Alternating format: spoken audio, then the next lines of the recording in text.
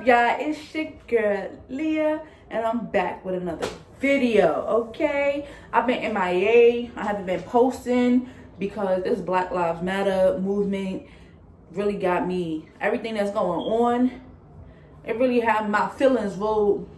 I've been real emotional about all this stuff lately. So we're not gonna speak on that because I don't want to be sitting here yelling and ranting on camera because that's what's going to happen, okay? That's what's going to happen. So today I'm going to tell y'all my pregnancy story. This is going to be one of 3 parts, of course, because I have 3 kids. So today I'm going to tell y'all the first part, kid number 1, where it all began, okay? Where everything started. So I'm going to get right into this story, okay? Let me tell y'all. Okay, I was pregnant at 14. Yes, let it sink in. The shock is over yet? Okay. I was pregnant at 14. I lost my virginity at 14 on my 14th birthday. 6 months later, I'm pregnant. Okay? So I'm going to tell you how I got from here to there, okay? So, of course, being pregnant at 14, it wasn't easy. It wasn't easy, you know, very judgmental. So when I first found out I was, whoa, where am I going? Before I found out I was pregnant, right? It feels like everybody around me knew I was pregnant, but me. Like I was the one that I ain't have no idea. Okay, I didn't know nothing. Okay. I had family members coming up to me like, you getting a little chunky and you know, you feeling out a little bit, but I ain't think nothing of it because I'm like, okay, I'm 14 now, you feel me? Like, of course I'm gonna be filling out, you feel me? This is the age that we start filling out. I'm not a preteen no more. I'm a full-blown teenager. I'm feeling grown, you feel me? So, and then my dad, the last person that asked me, because at first there were other little family members asking me stuff, and then my dad had asked me one day, like, are you still a virgin? That's my dad, okay? I lied. I said, yep, I am still a virgin. Why do you ask? He's like, you've been sleeping more lately. You've been, you know, getting a little thicker. You feel me? Like, I know my daughter, you acted funny. I was like, I don't know why. Like, I don't know. I am a virgin.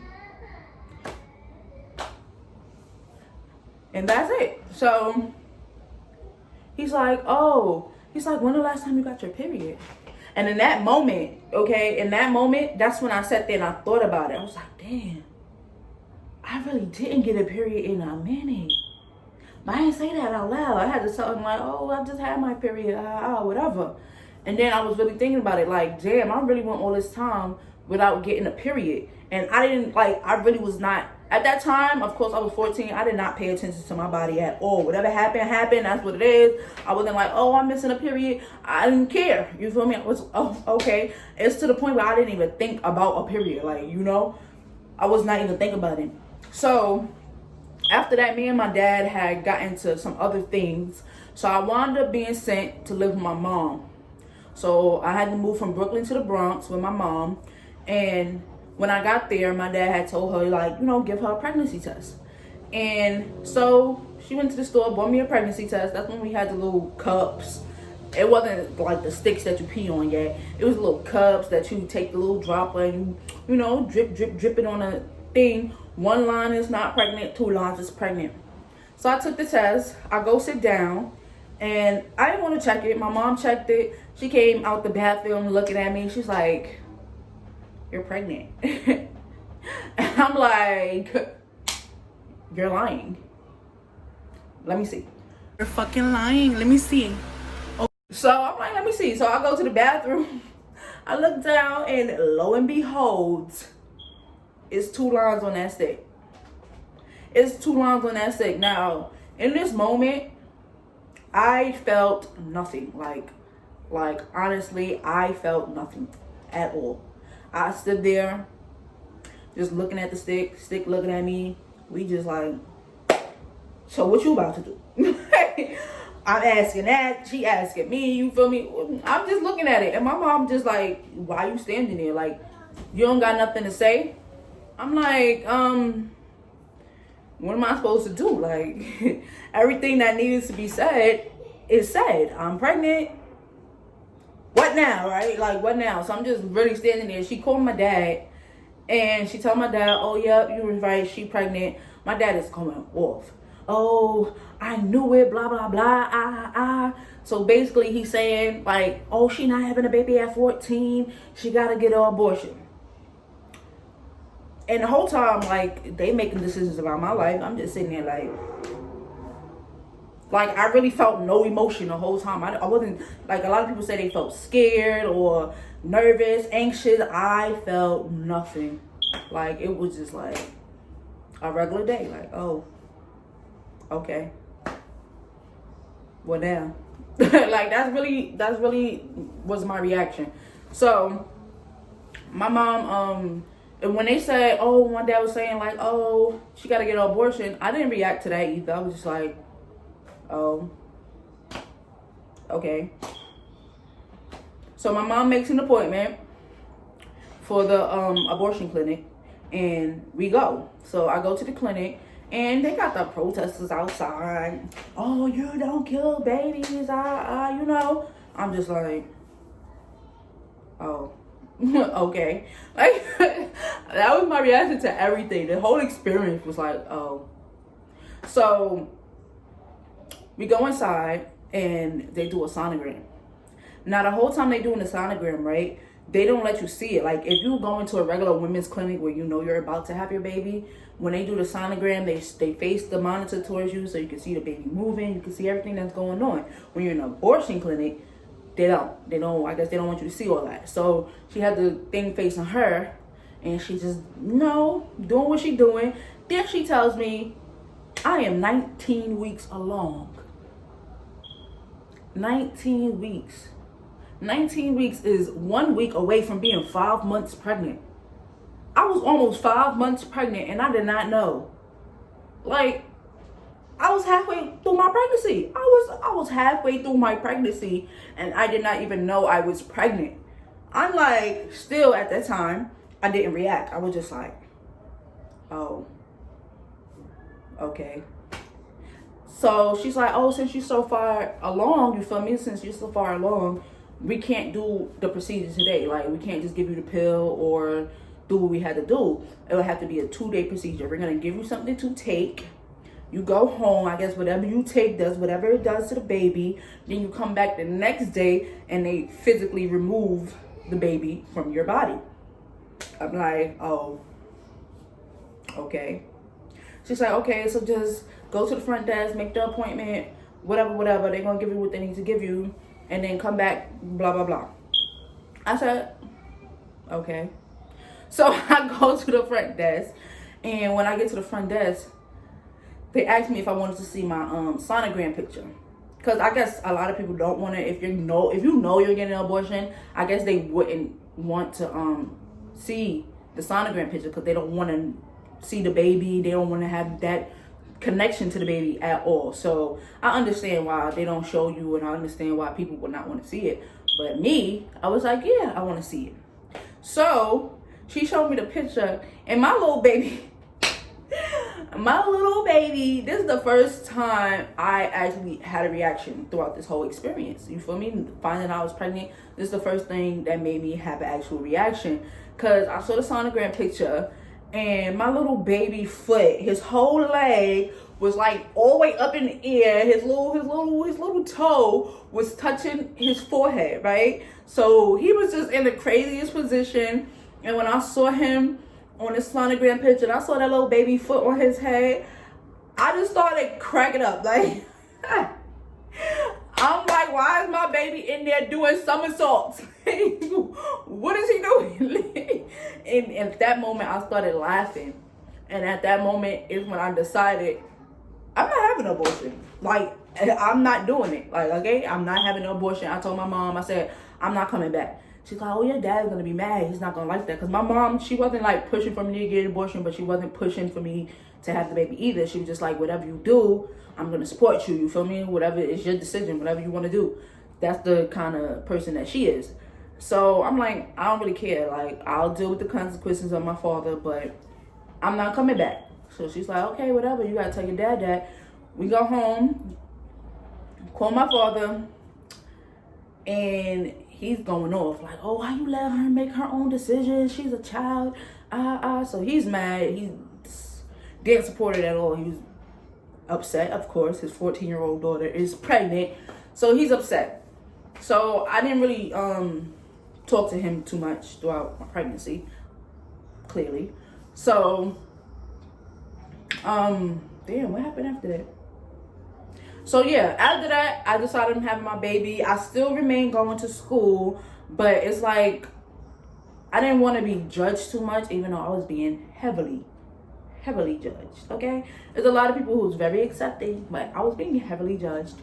But, you know, I didn't want that to stop me. I tried to still be like a teenager. Like, I knew I was pregnant, but I still tried to act like a teenager. So I tried to just act like I wasn't pregnant. I didn't want to walk around school like, oh, I'm not Ellie. Like, I just tried to act as normal as possible. Like, doing stuff I shouldn't even be doing. Like, trying to play in gym. They wouldn't want me to let me play in gym. But I'm like, come on. Like, it would really get me mad because I just wanted to be regular. Like, you feel me? I just wanted to be regular.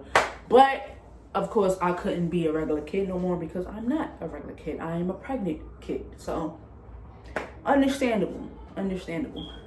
So, like I said, I started going to school. I would miss a lot of days. I'm not going to lie. But I had one friend who used to stay on top of me, Janaea. Shout out to you, Janaea. She used to stay on top of me, like, like, hello, calling me every morning, like, are you coming to school today? I'm not playing. I will come to your house, and I will bang on your door until you answer the door, because you're going to school. You're not missing school. You feel me? Like, she was really on top of me, and I was such a sketchy friend, because sometimes I used to be so tired, but I was so sketchy, because she would really travel a long way, and if I didn't feel like going, I would just not answer my phone. Like, I was just like, I'm sorry, Janaea, I was real sketchy. I was a sketchy ass friend. I was young, you feel me? I was young. But yeah, like, she really made sure, well, tried to anyway, have my best interest at heart. But I did finish the 9th grade. I graduated. I moved on to the 10th grade. Now, I was pregnant during the summertime, so that alone was hard because, like, all my friends, well, I didn't even have no friends, but the little bit of friends I did have and friends I wish I had, I couldn't have because everybody's going out, they going here, they going there, and I'm pregnant. You feel me? So I felt alone, basically. That's how I felt throughout my whole pregnancy. Like, I was alone. I didn't really have nobody to talk to. I didn't have nobody to be friends with because I'm at a different place in life than they are. They young, carefree, and I got to worry about how I'm about to take care of my baby. Basically, like, how am I about to take care of a baby? I don't got no job. I'm 14. I'm in freaking high school, first year. You know, so I was really worried about stuff like that. And oh, let me tell you the part where we tell my baby father. So my baby father is the same person who took my virginity, of course. So I didn't tell him right away. Like, after I found out I was pregnant, I waited some time because it was like me and him was not even really talking like that. Like, we would talk once in a while, especially since I moved to the Bronx. It was like we really didn't have no real communication. Last time I spoke to him was before I found out I was pregnant. So it was like, damn, this is about to be awkward as hell. So I kept putting it off. My mom kept telling me, call him. And I kept putting it off until one day, my mom sent me to the store, right? She sent me to the supermarket. I go to the supermarket. I come back, and she on the phone. And it's like, as soon as I stepped in the door, I heard her on the phone. I didn't even hear what she was saying, but I had that gut feeling. I was like, she's on the phone with his mom. She's on the phone with his mom. I don't know why, but I just knew it. Like, I knew it, okay? I go in the room, I'm like, Mom, who you talking to? And she hand me the phone. And it's my son's father's mother. So I'm just nervous as hell. I'm like, hello. She's like, oh yeah, this is and like, what's going on? And I tell her, like, she's like, oh, you're pregnant. So she's basically like, what are you about to do? What's going on? She's like, okay, he wasn't home at the time. So she's like, oh, when he come in, oh, I'm gonna tell his ass. Oh, we gonna call you back when he come in. So she called me later that night when he got home, and like, she put him on the phone, and we just was on the phone awkward as hell, like quiet. Like, he's like, you okay? I'm like, yeah, I'm fine. He's like, okay. I'm like, yep. He's like, yeah. I'm like, yep. Like, the conversation was just so damn awkward. So then his mom gets back on the phone, and she's like, yeah, so what you gonna do about this? I'm like, I'm not getting an abortion if that's what you're asking. She's like, but what about school? How you gonna finish school? I'm like, I'll figure it out. She's like, how y'all gonna support the baby? Y'all don't have no jobs, y'all little kids. I'm like, I don't know. Like, I'm just gonna have to figure it out, blah, blah. And then she's basically like, you know, she don't know me. So she's like, oh, you know, if he's the father. And I'm like, he's the father. She's like, yeah, but you know, we would like to do a DNA test. And then that's when he got back. He didn't get on the phone, but I heard him over the phone telling his mom, like, nah, I know that's my baby. We lost our virginity to each other. I know, Mom. The last time we had sex was and I know that's my baby. Like, he told her straight up. And in that moment, and I ain't have no respect to him no other time. That moment, and to this day, that's the most respected moment ever. Okay, I'm just leave it at that. I respected him right there. Like, okay, he spoke up and he let her know. So after that, I didn't really talk to him like that either. He didn't really call me that much. He didn't check up on me. So I really felt like alone. Like, he'll call me like once every couple of months.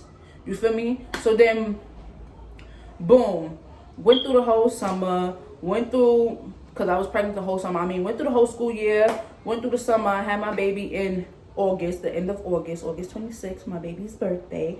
So then it's time for me. I was 2 weeks overdue. So I wasn't 40 weeks pregnant. I was 42 weeks pregnant. I was extra pregnant. I was just over it. I was done. And I went to the hospital. And before I got there, because I had a scheduled induction, you know, because I was way overdue, I called his mom. I told her. She's like, okay, well, he's basically trying to figure out how to get a ride, blah, blah, blah.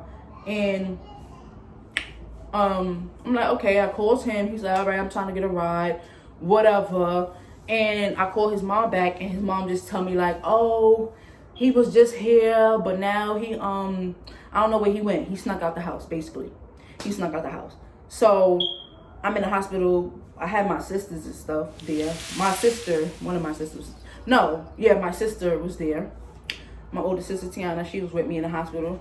She the one who made everything so easy for me. Oh my God, because she had me rolling. But yeah, so then one of my friends called, right? One of my friends called me. She didn't even know I was having a baby. She was just calling me to check up on me. She's calling me, and I'm like, yeah, I'm in the hospital. I'm about to have the baby right now. And she's like, wait, what? I was like, yeah. She was like, yo, your baby father just passed me. He's standing on the corner over here. I was like, oh, word, because his mother was looking for him for hours. I've been in the hospital for hours. He's supposed to be on his way over here to come, you know, be with the baby, whatever. And she's like, no, he's over here hanging out. So she goes up to him. She hands him the phone.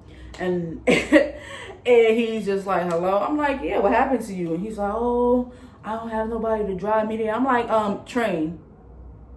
You could have got on the train. You took the train to get to where you're at right now. Why you couldn't take the train? Like, and literally, you went in two opposite directions. You could have got on the train and you came this way, but you went on the train and you went that way. You feel me? Like, that was the decision you made. So basically, no, he never showed up to the hospital. I was in there for so long, and I was hungry. Usually they don't let you eat, but I was eating. My sister was bringing me all types of food, donuts, all of that, like Chinese food. I was eating all day. You know I'm supposed to eat when you about to give birth, because you could poop on the table. So yeah, in the hospital, I'm sorry, my kid keep knocking on the door. He keep making me lose my train of thought of where I was at. So, oh yeah, so so yeah, I was in the hospital. I was eating, okay, because I was there for so long, and then you feel me? They kept moving me from room to room. I'm sorry, I lied. Two of my sisters was there, but they kept moving me from room to room, and I was there all day. So when it finally came time for me to have my baby, right? I got the epidural the first time I got pregnant. I mean, the first time I had my first son, I had an epidural with. The other two, I went all natural.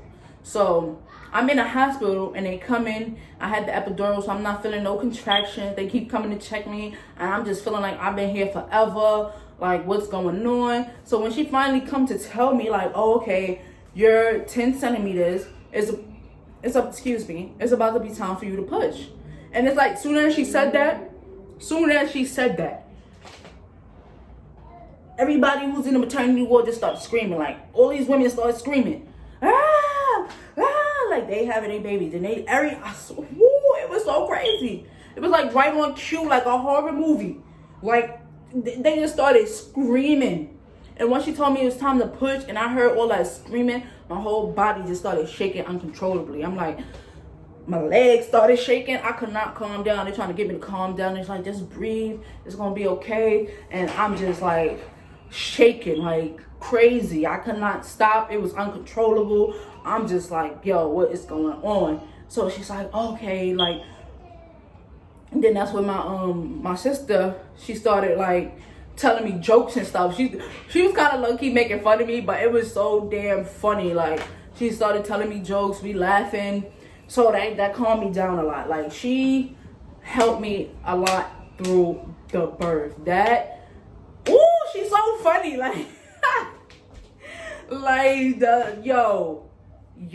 like, if it was not for my sister, I don't know how I would have made it through that birth, because me being 14 and just, I was 15 actually. My birthday had already passed, so I was 15 at the time that I had him.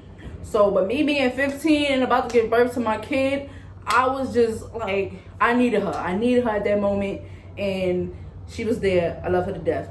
So, so now I'm about to push, right? And she's trying to record. She's trying to record. They got my legs up, right? And they telling me to push. And I don't really feel nothing because, like I said, I got the epidural. I got the pain numbing medication. So I don't really feel nothing. But I'm cracking up because my sister is running from corner to corner trying to get a shot of what's going on. But she's so grossed out that she can't stay still. Like, she trying to record, but she keep running back and forth, and I'm trying to push, but I'm just seeing her run wall to wall. I'm just dying. Like, the nurses is laughing. We just all cracking up. Like, I cannot believe her. She was really like, oh my God. Oh no. Just running back and forth. Yo. That was hilarious. Like, I couldn't even push. Like, I just laughed. And then nurse, after that, the nurse had took my hand. And I guess because I started crowning, that's when the baby head is like right there about to come out. So I started crowning, and she took my hand and she said, look, feel this. And I touched it. It was all ushy and gushy, and I was just like, oh, what is that? Like, she was like, that's your baby head. I was like, why does it feel like mashed potatoes? Like, what is that? Like, why does it feel like slime? Like, ooh, it just felt so disgusting. So boom, I finally pushed my baby out. My little 7-pound, 6-ounce baby, you know. I pushed my little baby out, and he just looked so disgusting. Like, he had all this white stuff all over him, I guess, because he was in there for mad long. So he was coated with that. It started with an L. I don't know how to pronounce the word right now, but y'all know what I'm talking about. So, yeah, they cleaned him off. They gave him to me, and my sister was just staring at me in my face. I'm like, what happened? She's like, you evil. How you just had a baby and you not cry? Like, how you didn't cry when you first seen your baby? I'm like, what? What? I was supposed to cry? Like, I don't know. I don't feel cry. I don't feel like crying. I'm happy. Like, I see my son. He's beautiful. he look a little weird, but that was my little baby. Like, I don't know, I ain't feel the need to cry. Y'all cried during, all y'all that have kids, y'all cried when y'all saw y'all kids? Like, I ain't cried when I seen none of my kids after I gave birth. Like, especially not the last two. Like, they was all natural and I was exhausted. I didn't have no tears to cry. So, I don't know, I didn't really cry. So, but yeah, so I had my baby, and then my nurse, like after my son came out, she took the placenta out. She over here flipping it inside out, showing me everything. Like, she was cool as hell though. She was funny. She was flipping the placenta inside out, like, yeah, this is the veins. This is the part that was connected to you. This is the part that was connected to the baby. And it was so gross, but it was so cool at the same time. I was like, wow. And then she came back and she's like, oh my God, you did so great. Like, you heard all them women screaming. She's like, those are all grown women. And they handled that way better than you handled it. And you were a teenager, you feel me? So she really made me like feel good about it after the fact, because I was just freaking out. So after that, I left the hospital. And I lived with my mom for a little while. But then events happened and things took place that was not really a safe environment for myself to be in. So it definitely wasn't a comfortable environment for a baby to be in. So at that point, my dad did let me come live back with him. So I started living with my dad again. So yeah, I was out of school for like 6 months, and then I found a school with a daycare. But that's another story time, okay? I'm gonna tell you the story about how life was growing up, you know, being a teenager with a baby, because of course you know it comes with its difficulties. Definitely does. And I would say the most difficult thing about being 14 is pregnant would be the loneliness for me. Like, if you have people that support you 100%, and you know, I don't think it would have been that bad, but it was literally just me and my mom. You know, I had a friend that would come by every now and again, but I didn't have nobody to just be normal with. Like, you know, I just want to go hang out and, you know, have some friends. Like, but I didn't really have that. So I think that was the hardest part about it all. But honestly, before that, I didn't really have friends. I never really had friends my whole life. I still don't have no friends, okay? Like, so I've always been a loner. You feel me? So yeah, that's about it. That was my story of being 14 and pregnant, having a baby at 15. I will tell y'all that at a later time. Part 2 will be coming soon about my second pregnancy, and then part 3 about my third pregnancy. And then I will tell y'all life as a mom with 3 kids, you know. So I'm gonna make this a whole little thing for people who will like to enjoy my journey into motherhood, and through motherhood, and the ups and the downs and the all arounds of motherhood.